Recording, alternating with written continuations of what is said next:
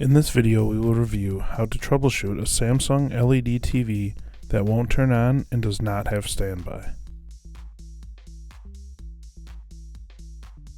In Samsung LED TVs, you can have differences in the number of boards. Most will have a main board and a power supply board, while some may have an LED driver board and T-Con board. This TV just has a main board and a power supply board. Here is the main board.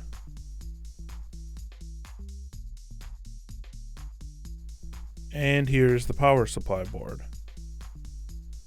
The LED driver can sometimes be built onto the power supply board, as we can see here on this TV. The T-Con board can also sometimes be built onto the main board or into the TV panel. This TV has the T-Con board connection here, and then it runs into the panel. Click the link in the video for more information on the basic functions of these boards.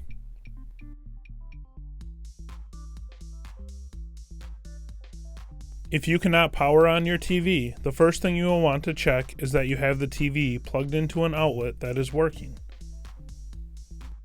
After making sure that the outlet is working, you will want to check and see that your TV has a standby light. The standby light will typically be blinking or illuminated on the front of the TV. If your TV will not power on and you do not have standby, then you most likely have a problem with the power supply board. Here we have a close-up of the power supply.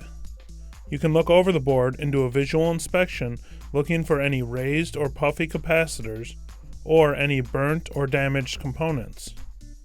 Here are some examples of what a puffy capacitor or burnt and damaged component will look like. If you have any damaged components that look this way, you should replace the board. If there is not a replacement board available, you can also try replacing the individual components or purchasing a repair kit. Removing and installing new components requires the ability to be able to solder. When looking for damaged components or burn marks, you can also look at the bottom side of the board. You would simply just need to disconnect all the cables and then remove the screws that hold the board to the panel. Be sure when disconnecting cables and removing screws that you take a picture of what the board looks like in the original state with all the cables connected, and then you'll have a reference for when you reconnect all the cables.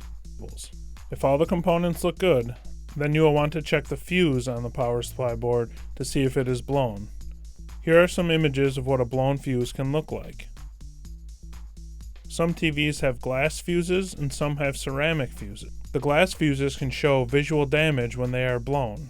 The ceramic fuses do not and would need to be tested with a meter.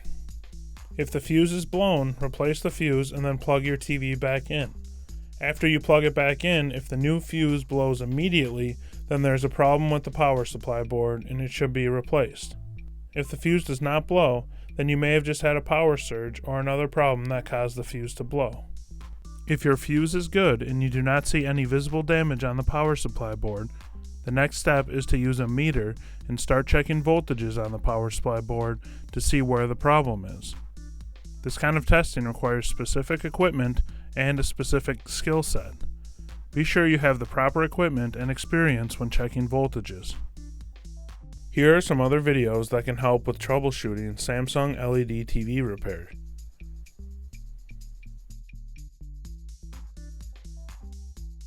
Thank you for watching our Samsung LED repair video for Samsung LED TVs that will not power on and do not have standby. If you have any further questions regarding your repair, simply post a question in the comment section below. We strive to learn and share new TV repair tips every day. Subscribe to our YouTube channel and grow with us. Share our videos with your friends to help us spread the savings, and don't forget to hit that like button.